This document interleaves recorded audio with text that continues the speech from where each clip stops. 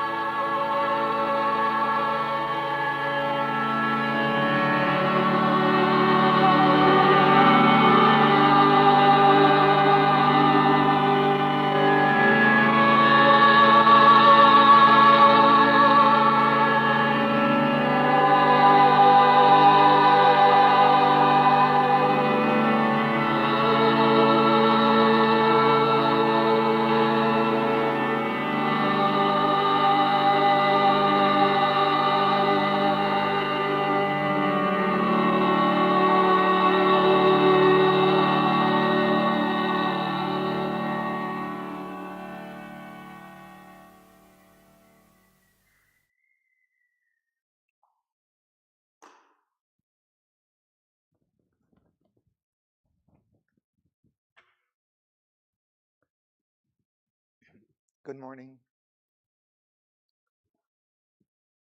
So we're reading in Book 1, Canto 2, the issue.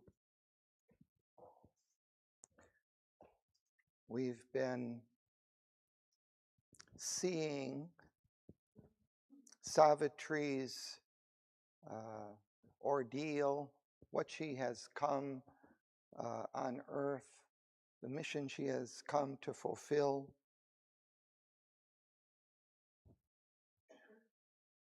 We have been given some introduction to her character and nature. We've been given hints that she is a divine being who has incarnated.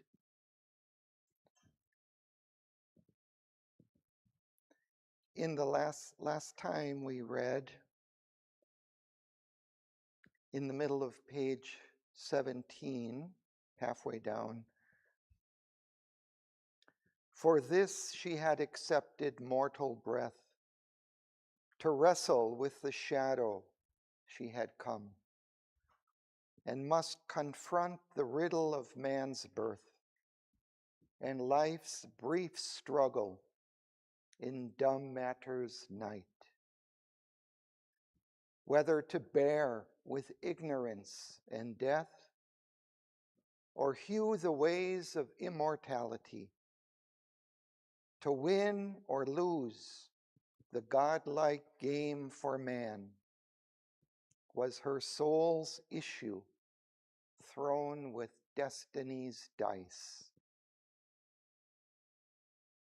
But not to submit and suffer was she born, to lead, to deliver was her glorious part.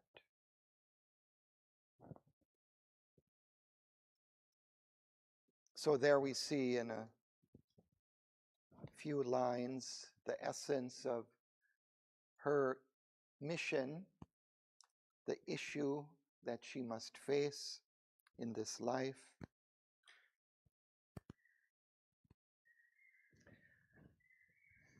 Now, I think we ended towards the bottom of page 18, or did we get to 19? I don't. Thus is the throne there.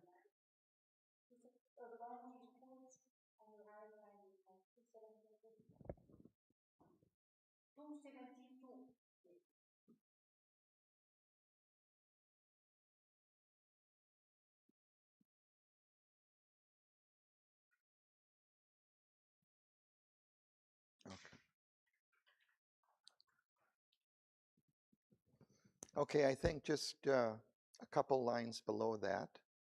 So we start at, thus is the throne, at the end of the sentence. Thus is the throne. And maybe we can start with B today.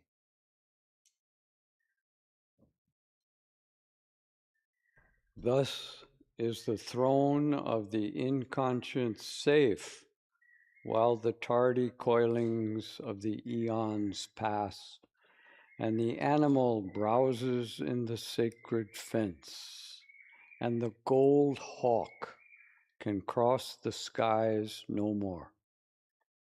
But one stood up and lit the limitless flame, arraigned by the dark power that hates all bliss, in the dire court where life must pay for joy, sentenced by the mechanic justicer to the afflicting penalty of man's hopes. Her head she bowed not to the stark decree, bearing her helpless heart to destiny's stroke. So bows and must the mind-born will in man, obedient to the statutes fixed of old, admitted without appeal the nether gods. In her the superhuman cast its seed. Inapt to fold its mighty wings of dream, her spirit refused to hug the common soil. Or, finding all life's golden meanings robbed, compound with earth, struck from the starry list, or quench with black despair the God-given light. Accustomed to the eternal and the true, her being conscious of its divine founts, asked not from mortal frailty's pains relief, patched not with failure, bargain, or compromise. Thank you.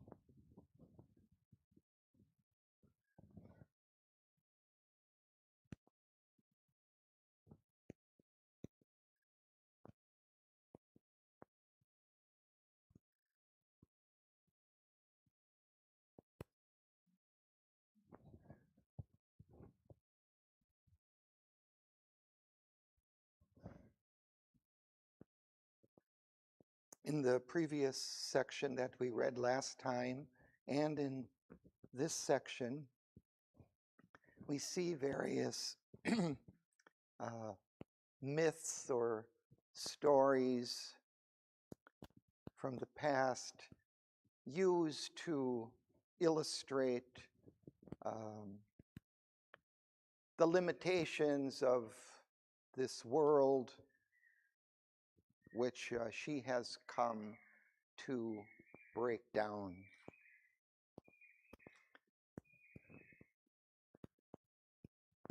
In the previous section, there were the lines about in the middle of the page, a jail is this immense material world. Across each road stands armed a stone-eyed law. At every gate, the huge dim sentinels pace. And then we had some imagery of the Inquisition sitting in judgment on the adventurer soul. And then something perhaps from Christ's passion and crucifixion, pain with its lash, joy with its silver bribe. Guard the wheels circling immobility.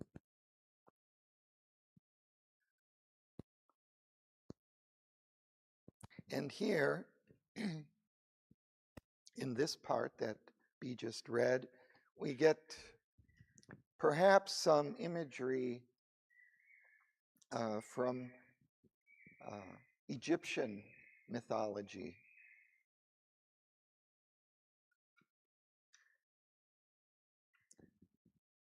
while the tardy coilings of the eons pass, and the animal browses in the sacred fence, and the gold hawk can cross the skies no more.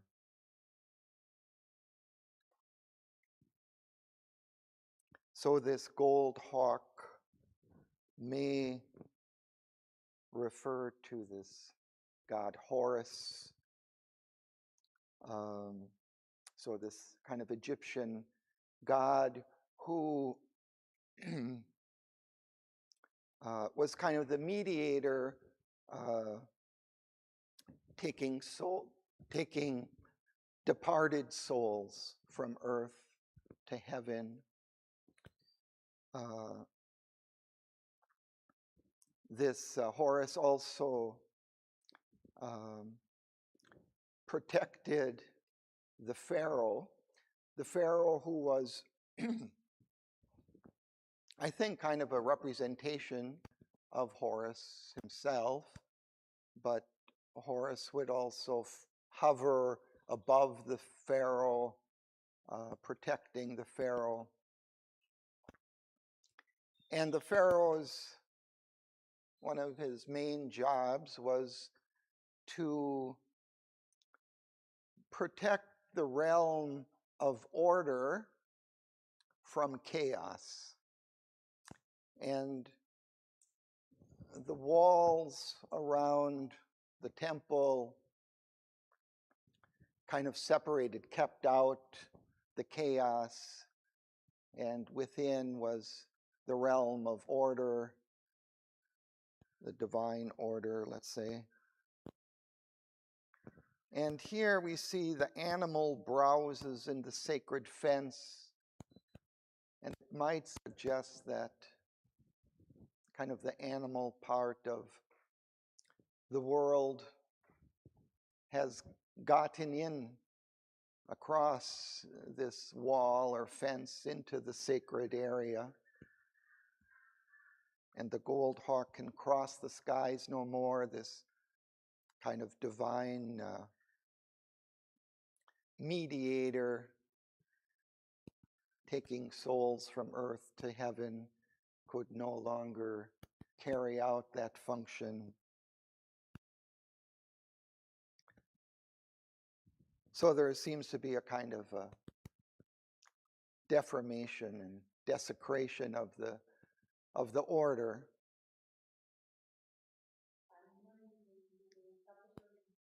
Yeah, I don't know anything specific about it, except it just seems to kind of represent that animal quality within humanity or in the world. The lower vital, also kind of subject to chaos and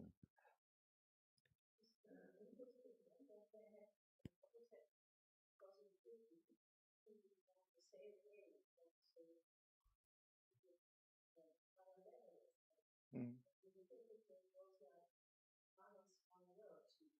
Mm.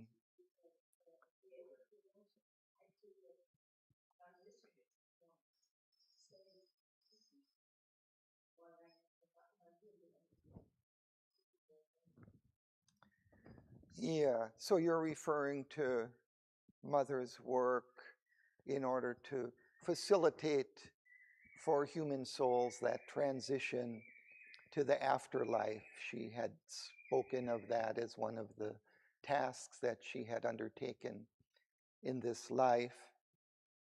Also in, Egyptian mythology, this transition to the afterlife is kind of central, with their mummification of the beings in order to facilitate kind of their afterlife existence. And so this mythology of Horus is also kind of a central part of that, of their mythology.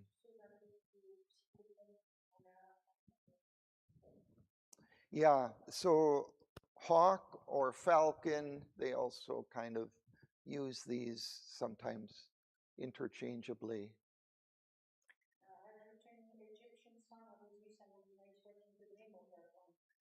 So, yeah, so Horus is the son of Osiris. And he's, I don't know, kind of, I guess, the main god.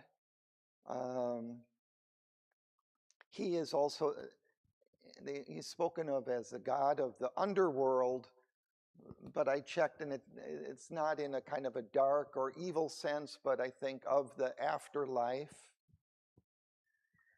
And so he is kind of in charge of assigning souls to their proper place in the afterlife, their proper plane or whatever, according maybe to their life on earth.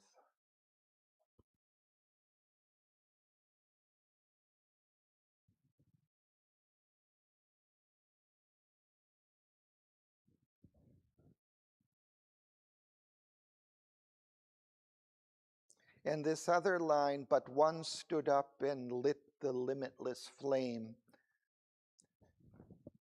It seems to clearly refer to Savitri, but I didn't really see in the Egyptian mythology anything of this, of a kind of eternal flame or anything like that. Although I think there is maybe in the Hindu tradition something of this. And sometimes Sri Aurobindo does just kind of put different mythologies from different traditions and juxtaposes them right after one another. So it might refer to that kind of more of a Hindu kind of thing.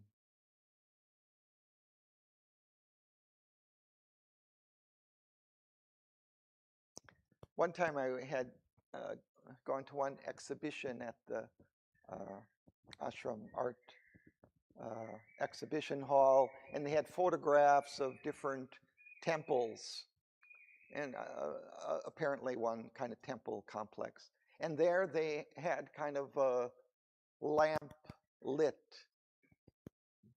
constantly for many, many years. You know, they had priests who would tend to it, and it never goes out.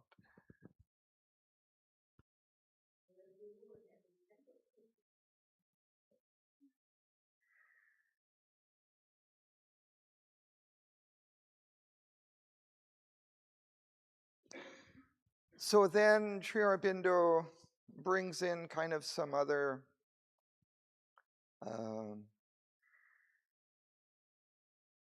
I don't know, terminology or imagery arraigned by the dark power that hates all bliss. I think when someone's arraigned, they're kind of brought into court to face their charges. Right? And in the dire court, where life must pay for joy, and sentenced by the mechanic justicer. Mechanic here suggests something of, well, the mechanical nature of the lower nature, perhaps like subject to the laws of karma, something like that, that just works somewhat mechanically. Some force goes out and it has its natural consequence. Here, sentenced by the mechanic justicer to the afflicting penalty of man's hopes. But here it's something kind of perverse, right? So they're given a penalty for having hope in this kind of mechanical world, I guess. Her head she bowed not to the stark decree, to the judgment, bearing her helpless heart to destiny's stroke. And then Sri Aurobindo contrast that with humanity. So bows and must the mind-born will in man. The mind's will, the human will, is it's part of the machinery that he's kind of referring to here. The machinery of nature.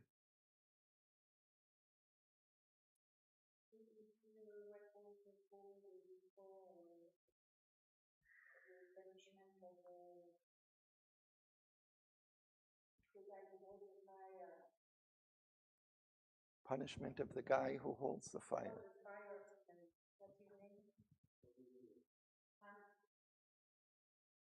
Who? Say again. Oh, Prometheus. Oh, he brought the fire, right? Yeah. So Prometheus brought the fire to humanity and was tortured for it.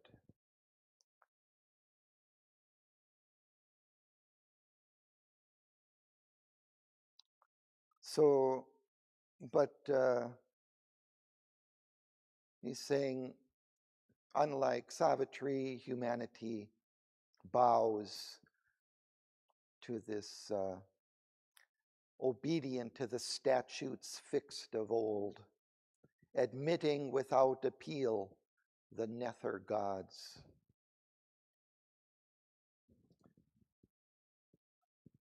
And that kind of contrast continues. In her, the superhuman cast its seed. And I find that particularly interesting, this superhuman, because Sri Aurobindo and Mother speak of this intermediate species between humanity and the supramental being, the Superman, they called, who is born as a human being but develops this supramental consciousness. And in her, the superhuman cast its seed as if it's kind of was born in her. And that's what it seems to have happened in Mother, that she became, in a sense, that first Superman, that intermediate being. She suggested that herself in the agenda.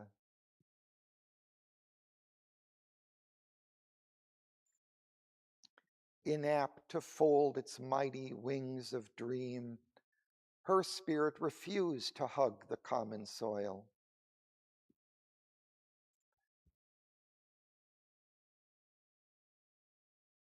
Or finding all life's golden meanings robbed, compound with earth, struck from the starry list, or quench with black despair the God-given light.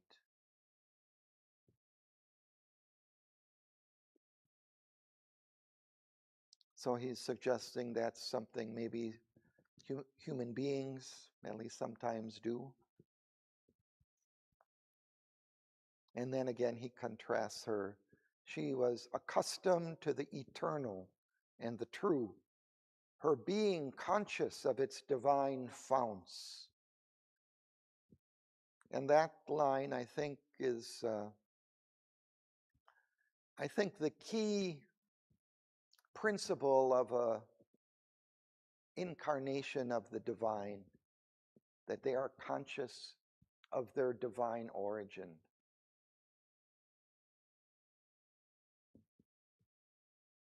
So she was accustomed to that divine and eternal consciousness, conscious of it, and she asked not from mortal frailty pain's relief. She was willing to suffer, willing to take on the ordeal of humanity, for humanity, take on its suffering. Patch not with failure, bargain, or compromise. This line has always been a little enigmatic to me, but seems to suggest that she would not bargain kind of or compromise between the limitations of life and the supreme goal that she was trying to embody.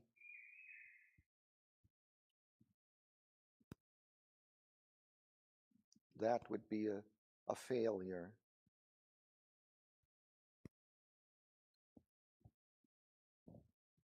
So we can continue. Maybe Sudanya.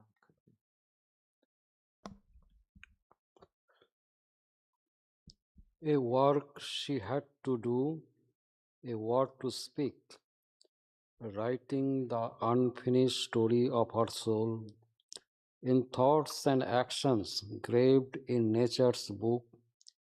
She accepted not to close the luminous space, cancel her commerce with eternity, or set a signature of weak assent to the brute balance of the world's exchange.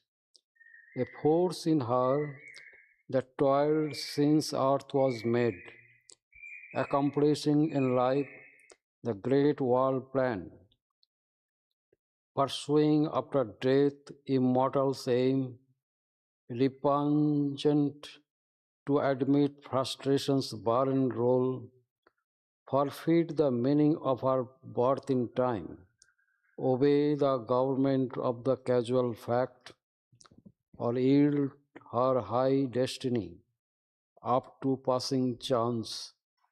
In her own self she found her high recourse. She matched with the iron law her sovereign right. Her single will opposed the cosmic rule to stay the wheel of doom. This greatness rose. Thank you. Let's pause there.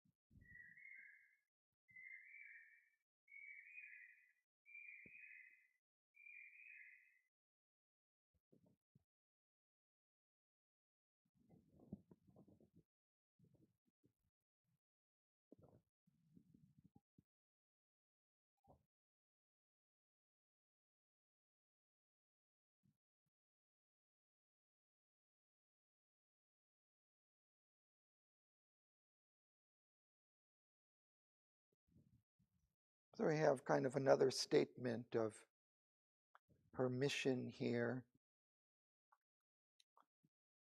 and also something of her divine nature or being. So she had a work to do, a word to speak, and writing the unfinished story of her soul suggests that it's been a continuous process over many lifetimes that she was pursuing this this goal of creating the superhuman or creating the life divine here on earth, in thoughts and actions graved in nature's book. We can perhaps look back in history and see some of the thoughts and actions that of her previous lives, working towards this ultimate goal.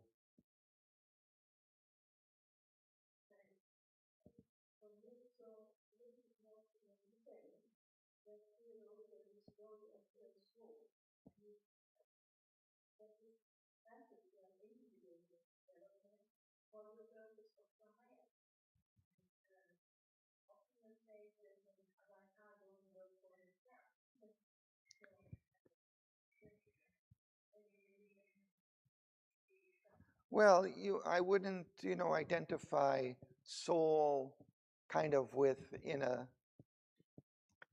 kind of a limited egoistic sense for oneself, right? So the soul is that divine part in one's being, in the individual beings. So the avatar too has a whole series of previous lives. At least that's what Sri Aurobindo seems to suggest. And in earlier lives, they may have come as the vibhuti.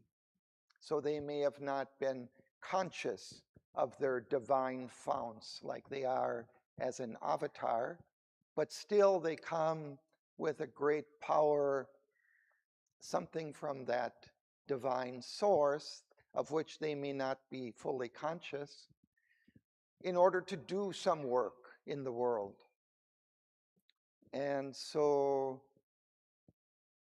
Sri Aurobindo and Mother have spoken, I think, of some of their previous lives, or other sadhaks have spoken of them. So, and we see, some of the great work that has been accomplished by them over the long history of mankind. So she too, it seems to me to suggest something of this long past of her soul. And she's still working on this story, and it's still not finished.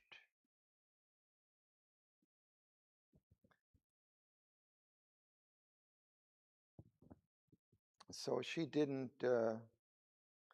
would not accept to close the luminous page, to close that story. It was still unfinished. So she was continuing that work.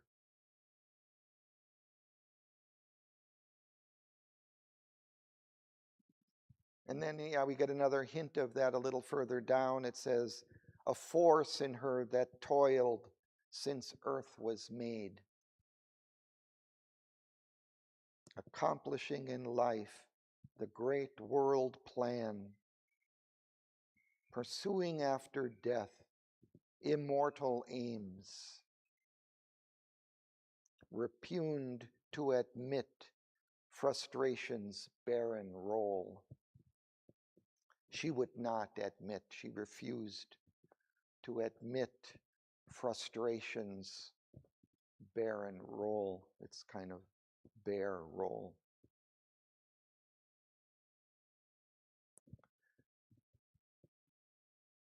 The line, pursuing after death immortal aims, it could refer to this succession of lives, but it also might refer to something else of kind of even in this life. And there was a time in Mother's life where she said that she had left the body, at least temporarily or something. In 62, she had some crisis. She had a kind of total cardiac arrest. But somehow she didn't die. Her consciousness kept some connection with the body, but she felt it at a distance, kind of. And after some time, she was able to kind of re-enter the body. We'd even take it in the current sense. She's walking after death. Right. She's in front of her and then such it. Oh, yeah, in the sense of the story itself.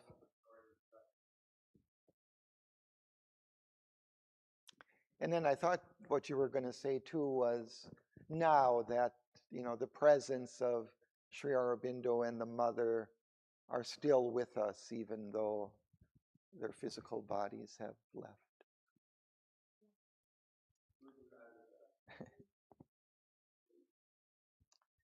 Yeah, and apparently Sri Aurobindo had assured Mother that he would stay here in contact with the earth and until the work was accomplished and finished. Yeah, and he also said that he told her that one of them had to die. Right. To work from the other side, kind of.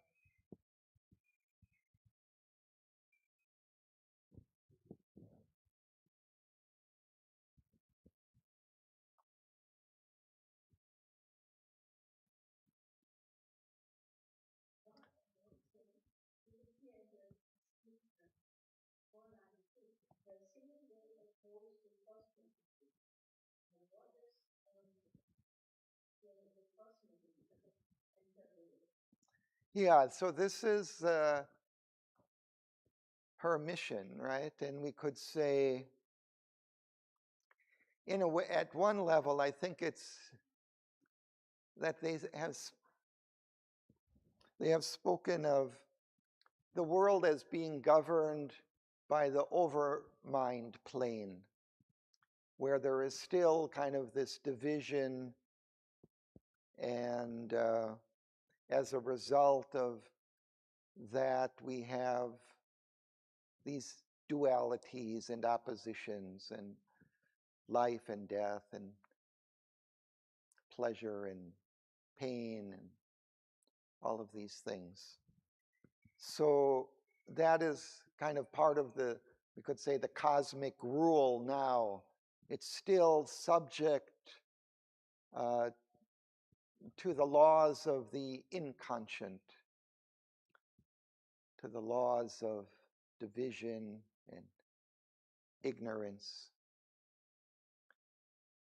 But she has come to oppose that kind of fundamental character of nature as it stood at that time.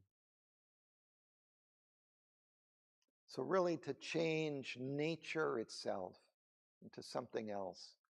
Nature follows certain laws, and she has come to change those laws. And of those laws, primary among them is this doom, this death.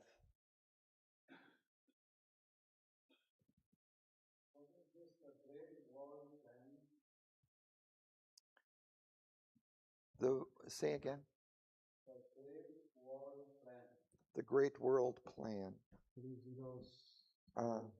So a force in her toiled since earth was made, accomplishing in life the Great World Plan.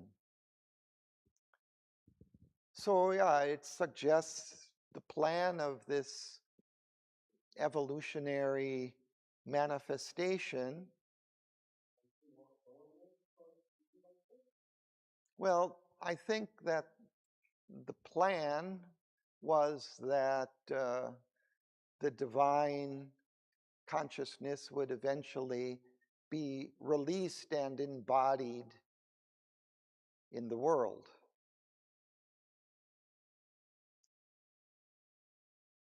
In all of nature. So she's working towards that plan. She's accomplishing that, bringing the divine into life.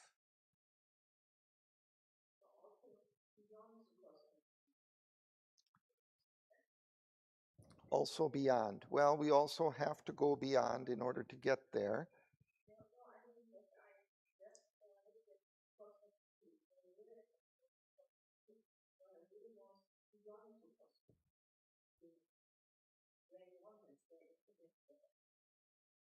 Her will opposed the cosmic rule, so she was beyond it. Her will was beyond the cosmic rule. She comes from that transcendent realm above the manifestation, the cosmos.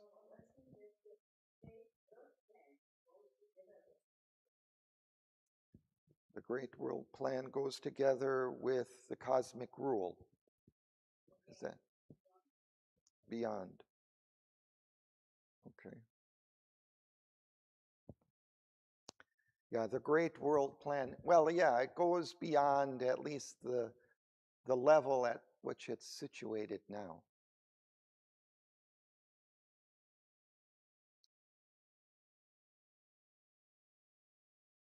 So we could continue. Would you like to read? At the unseen's knock upon her hidden gates, her strength made greater by the lightning's touch, awoke from slumber in her heart's recess. It bore the stroke of that which kills and saves. Across the awful march no eye can see, barring its dreadful route no will can change. She faced the engines of the universe. A heart stood in the way of the driving wheels. Its giant workings paused in front of a mind. Its stark conventions met the flame of a soul. A magic leverage suddenly is caught that moves the veiled, ineffable's timeless will. A prayer, a master act, a king idea can link man's strength to a transcendent force. Then miracle is made the common rule. One mighty deed can change the course of things. A lonely thought becomes omnipotent. All now seems nature's massed machinery, an endless servitude to material rule, and long determination's rigid chain, her firm and changeless habits aping law, her empire of unconscious deft device, annul the claim of man's free human will. He too is a machine amid machines. A piston brain pumps out the shapes of thought. A beating heart cuts out emotions' modes. An insentient energy fabricates a soul. Thank you.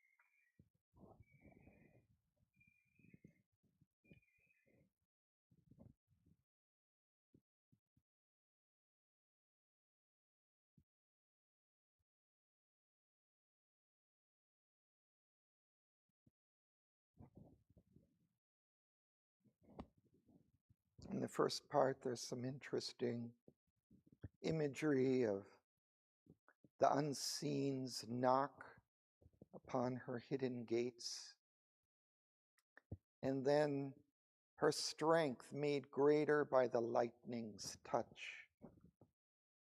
This lightning is, in the Vedas, representative of kind of a lightning of intuition coming down from heaven into the mind. And then here, it awakes from slumber, from sleep, the strength in her heart's recess. So it awakens something in her heart or in her soul.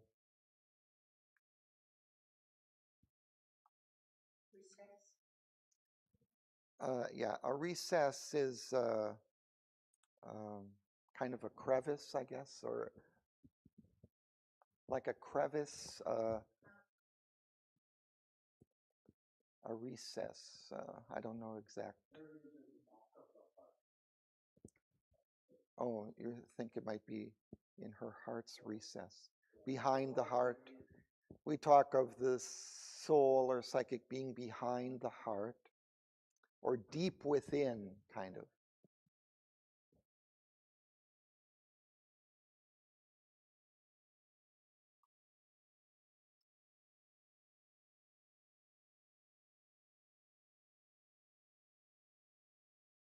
And it bore the stroke of that which kills and saves.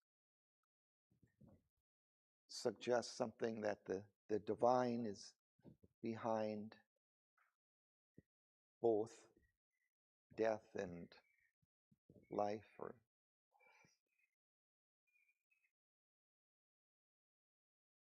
And then we get these images.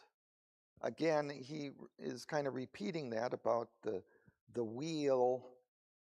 He had used it previously, but he's kind of looking at this world as kind of a turning machine with gears kind of just circling continuously over the same ground, kind of not changing in any fundamental way.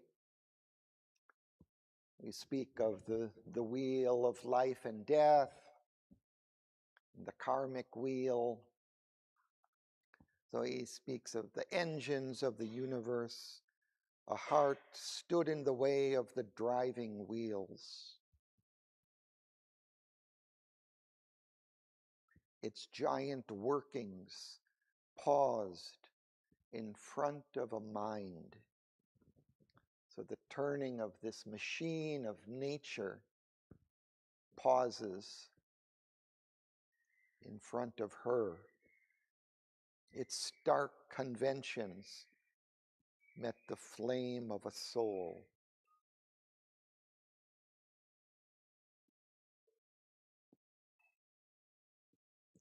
And then he speaks of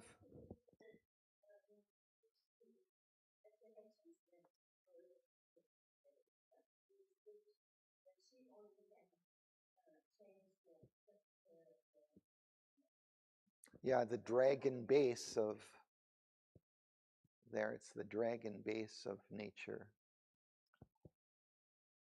But here we see this mechanical character of physical nature. And she's changing that, and then it suggests how she's able to do that. A magic leverage suddenly is caught that moves the veiled ineffable's timeless will. A prayer, a master act, a king idea can link man's strength to a transcendent force. So it's by getting beyond nature, beyond this mechanical wheel and turning of nature, getting beyond it into the transcendent, and we can link our strength with that transcendent will, and that's transcendent power. Doesn't it suggest what just happened, where that woman put her hand on the bus and stopped the political force trying to destroy the students?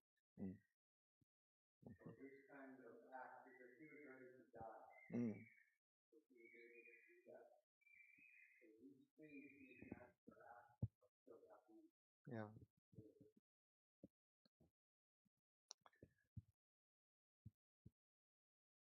Yeah, he's not,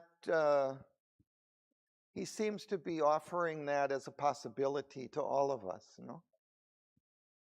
And it seems also that he seems to suggest that such things are necessary. The heart, the mind, the flame of the soul, the prayer, the master act, the idea. So it seems that these three things are necessary. Yeah, so maybe that integrality of the being kind of linking with that transcendent is important.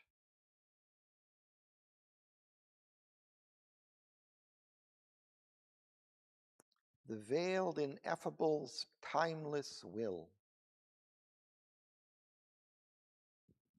Maybe that kind of relates to that master plan and all of that. That it's not just kind of individual free will, but it's something in tune, in harmony with what has been decreed since the beginning.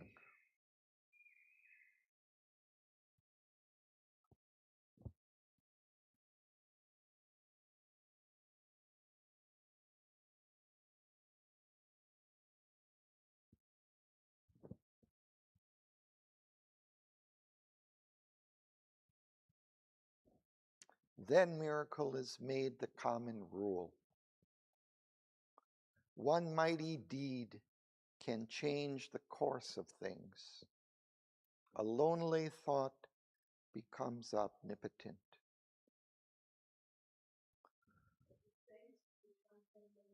Right. So when it's linked, when we are linked with the divine, something, this magic leverage is caught, something really changes. And that is how, people, I think, can become so incredibly effective sometimes. When I, look at some of the people in Auroville that have accomplished things, or in the ashram, or in the world, somehow, it's just amazing what people sometimes are able to do. And I think it's because they are linked with that deeper source of will power that is kind of running things.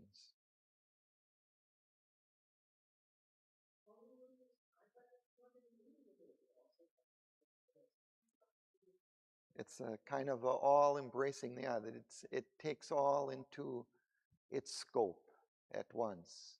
That's why it has to be kind of in harmony with the divine plan or something. It can't just be a kind of idiosyncratic thing done for oneself.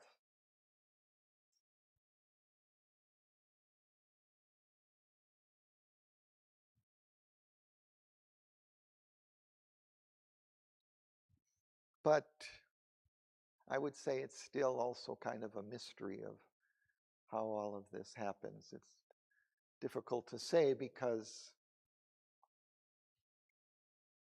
let's say somebody who has that linkage with the divine, still they're able to, like perform some miracle on some kind of very specific thing. So I don't know.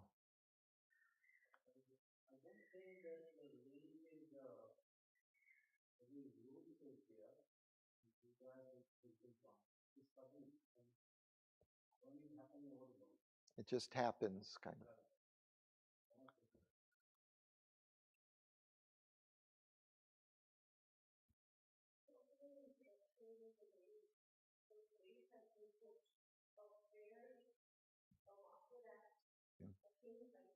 Mm.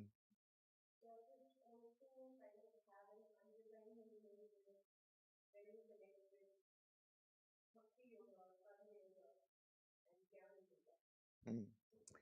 Yeah.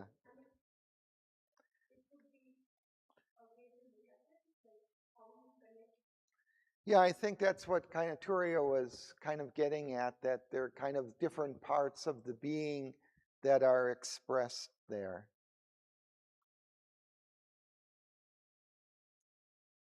A prayer is kind of more heart-centered. An act is more bodily, physically centered, and the idea is mind-centered.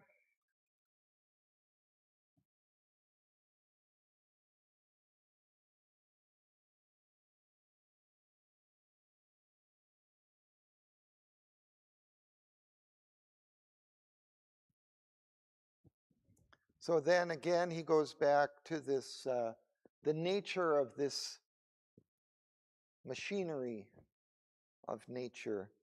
All now seems nature's massed machinery, an endless servitude to material rule, and long determination's rigid chain. Her firm and changeless habits, aping law. That's a very interesting line. It's something that Mother spoke about as she was kind of working in the cells of the body, and she would speak of, well, like changing death, which seems like a law, but she would refer to it kind of as a habit, a long-standing habit of the being that didn't necessarily have to stand forever, that it could be changed like any other habit, only maybe more difficult.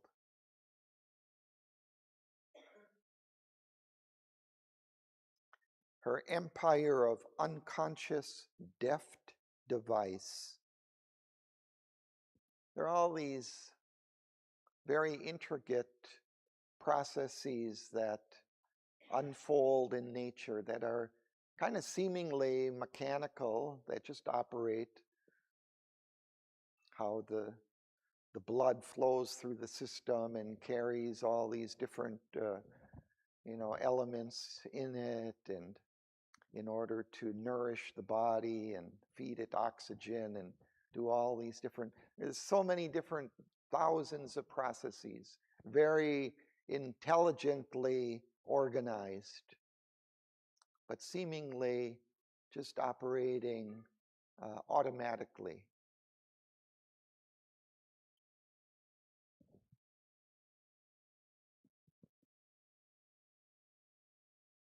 And then he speaks of mankind, humanity. He too is a machine amid machines. A piston brain pumps out the shapes of thought. A beating heart cuts out emotions' modes, and insentient energy fabricates a soul.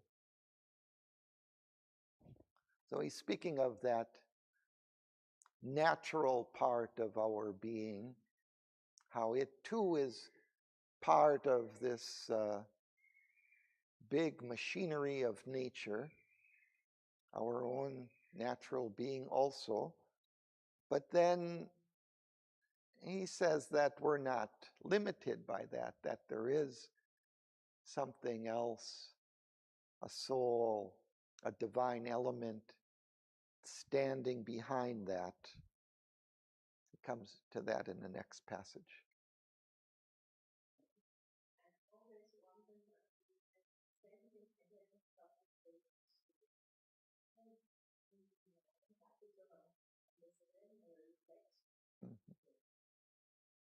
Yeah, I don't think that he's referring to the true divine soul, but of this, he speaks of the double soul in man. And in the front, there is kind of this natural human heart, kind of centered soul. That is the one that normally is operating in most human beings who are not aware of that deeper soul within, that divine element within. So it's more like, yeah, the vital soul or the vital being.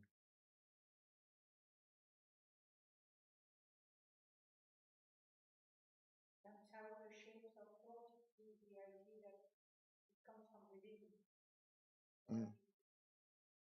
So sometimes they said all thoughts come from without. Yeah.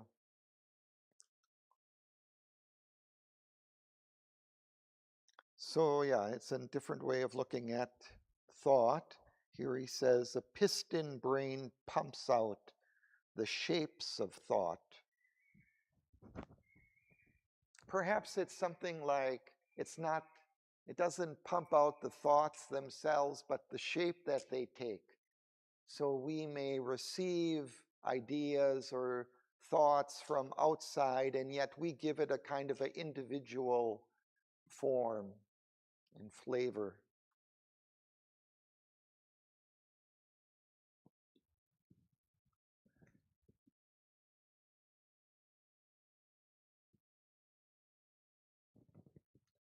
So let's continue.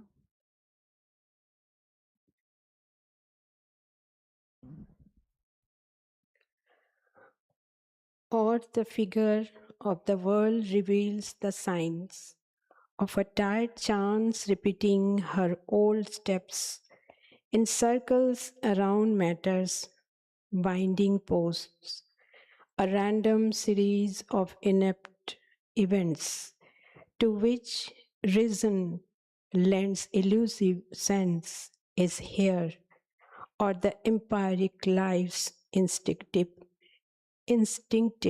search, or a vast ignorant mind's colossal work. But wisdom comes and vision grows within. Then nature's instrument crowns himself her king. He feels his witnessing self and conscious power. His soul steps back and sees the light supreme. A godhead stands behind the brute machine. This truth broke in a triumph of fire. A victory was won for God in man. The deity revealed its hidden face. The great world mother now in her arose. A living joy's reversed fate's cold dead turn.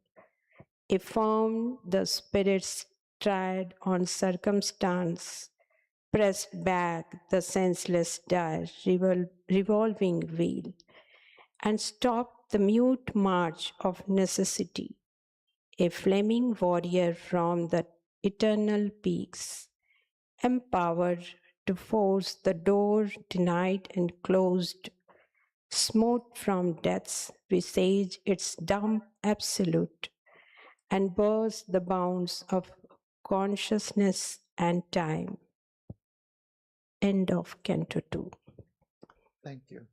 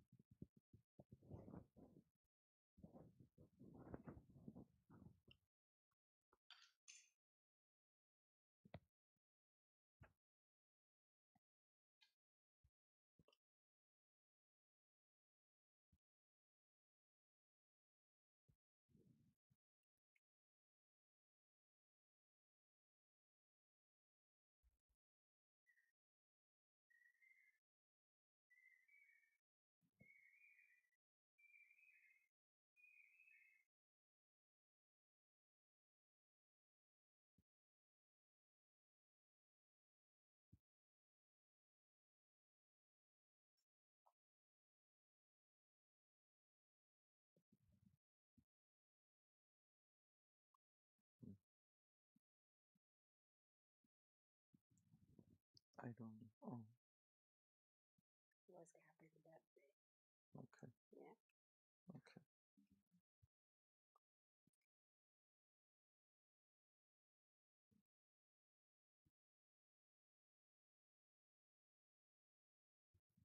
So here we have again this image of a tide chance repeating her old steps. I think earlier, either last time or the time before, we read of the world moving between an ordered chance and a blind necessity. So here it seems to kind of refer to that ordered chance, a tide chance repeating her old steps. And this idea of chance and necessity, somehow both of these, although they seem kind of opposites, or they are both, I think, at the base of the scientific rule or view of things.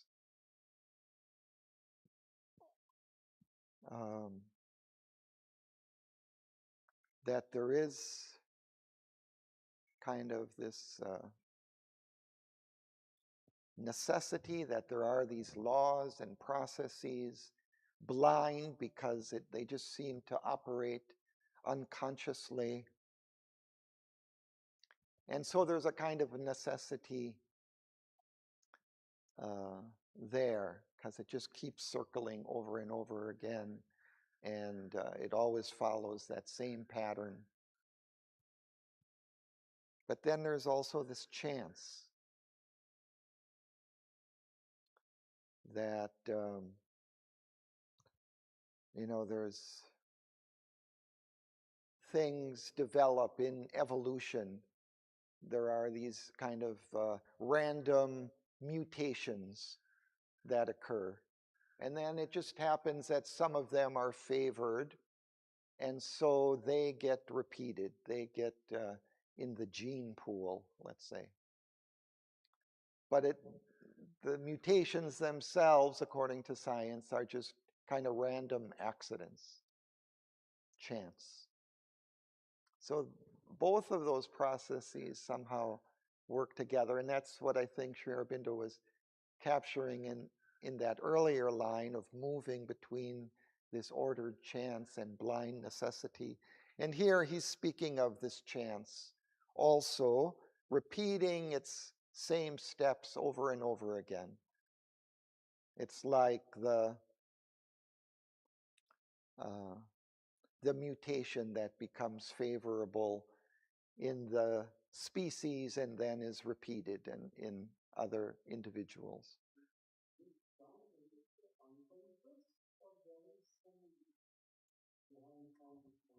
Well, yeah, I don't think it's necessarily Sri Aurobindo's view of the reality of things, but it seems perhaps to be a certain truth about nature, physical nature as it is. But he's saying, as he says later, a Godhead stands behind the brute machine.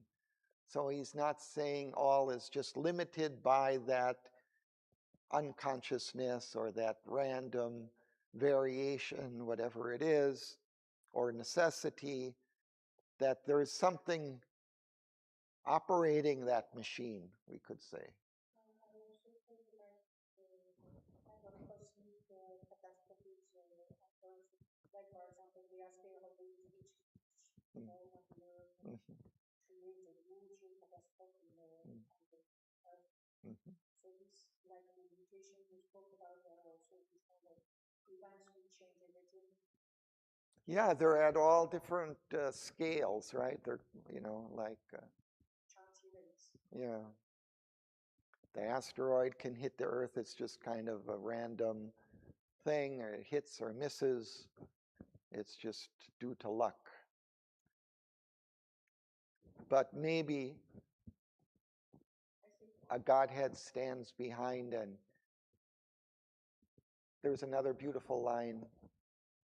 Calm eyes divine regard the human scene. Calm eyes divine regard the human scene. So that it's not just left to chance and to, all of humanity's foibles and ignorance, that somehow things are guided. And that's what he seems to be suggesting here. And this is what can happen, he's saying, as the evolution proceeds.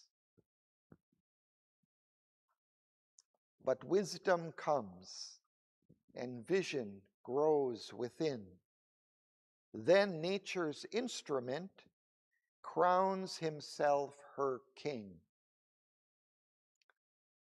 So over the course of the evolution, the soul develops and then is able to take conscious control over the nature. And that's what Savitri does. So she is able to gain this magic leverage and stop the wheels of doom and all of that, because she finds her soul. She finds that transcendent power that runs the machine, that runs nature. But we too, then nature's instrument crowns himself her king. He feels his witnessing self and conscious power. His soul steps back and sees the light supreme. So that's entering back into one's own soul, uniting with the divine, with the supreme. That soul is a portion of that supreme being. And we align ourselves with that transcendent force. Steps back perhaps from that surface soul, that vital soul, steps further into the recess, into the depths of the being where that true divine soul resides. Normally, we're out on the surface of our being and we're unaware of it. But we have to step back deep within, go deep within, and then we can unite with it. Yeah, normally we're all extended outwards into the world of the senses.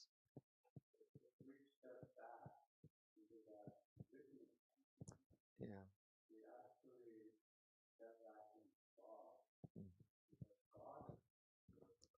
Yeah. Mm. Mm. Mm.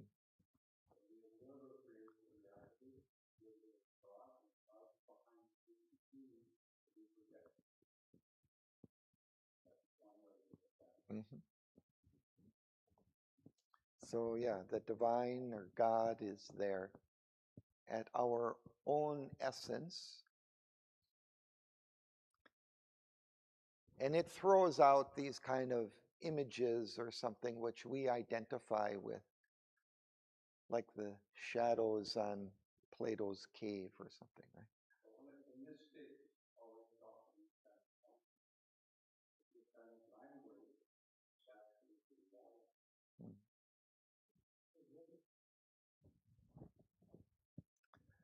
So then, as you say, this truth broke in a triumph of fire. A victory was won for God and man. The deity revealed its hidden face. The great world mother now in her arose. So she now identifies with the World Mother at her core. And then a living choice reversed fate's cold, dead turn, that turn of the cosmic wheels, affirmed the Spirit's tread on circumstance. It affirmed that the Spirit is walking through this world and is in charge of it. Then she pressed back the senseless, dire, revolving wheel and stopped the mute march of necessity. Here we get that necessity again. He uses this word march quite a bit. He used it earlier, across the awful march no eye can see. And sometimes, I've looked into this once, I did a little search on march and Savitri, and sometimes also he uses it in the imagery of battle and the soldiers marching to their doom. And so it's kind of this regimented motion leading what to where. Again, it's kind of this unconscious movement, I think, or mechanical movement.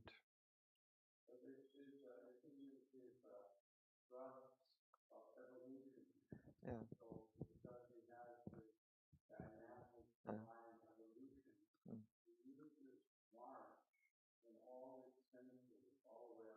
Mm.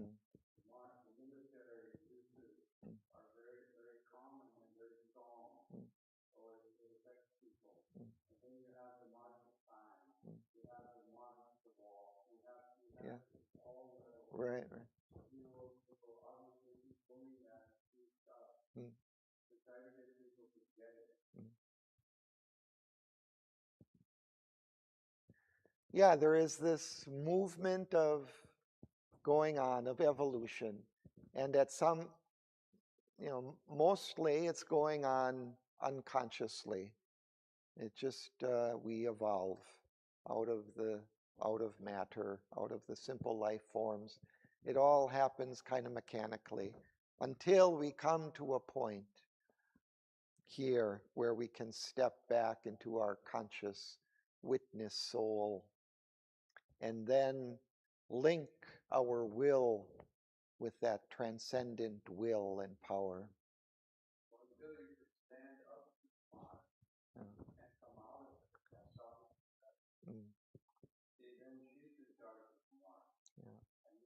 Oh, and there's also that march taking place as they're marching through the realm of death.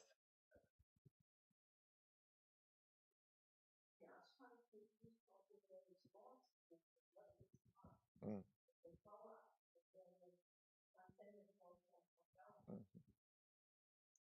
Yeah, we had marching was a big thing in the ashram.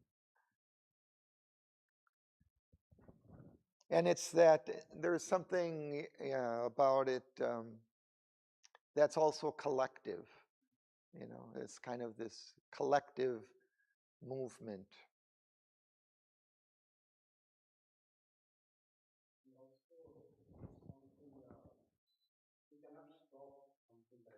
Mm.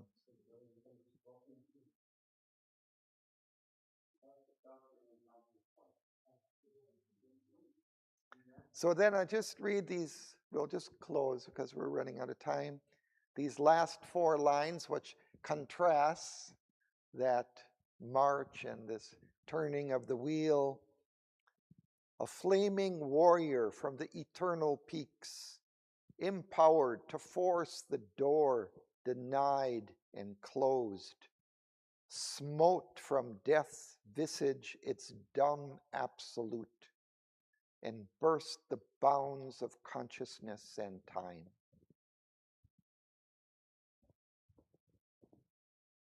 So that's Savitri, this flaming warrior from the eternal peaks. Mm.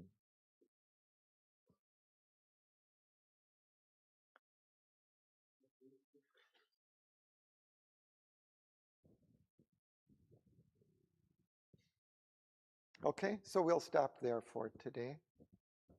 Next time we'll go to Canto 3.